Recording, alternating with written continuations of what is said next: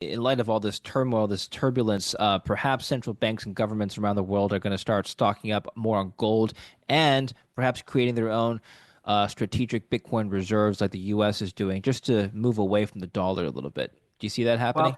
Well, the reason gold is where it is because countries are buying it, Hmm. and a lot is being bought by China, because as I keep saying, gold is for war, and you can just see that as global tension rises, countries have to have more gold Yeah. because gold is the currency in extremis, so they have to load up on it strategically.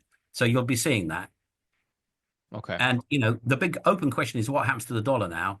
What happens to interest rates? And what happens to this fiscal deficit? Because if you impoverish your people by 3% because tariffs gone up, and you impoverish your people because you're sucking 3% of your government spending out of the market, what happens to your fiscal tax catch? Your taxation levels are going to fall, aren't they?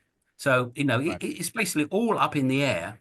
And the simple thing with it, when it all goes up in the air like this, risk assets fall in value. Chaos equals drop in value of risk assets. You can have the most rubbish government that's really, really stable, and you can have a good market because the stability makes risk assets more valuable.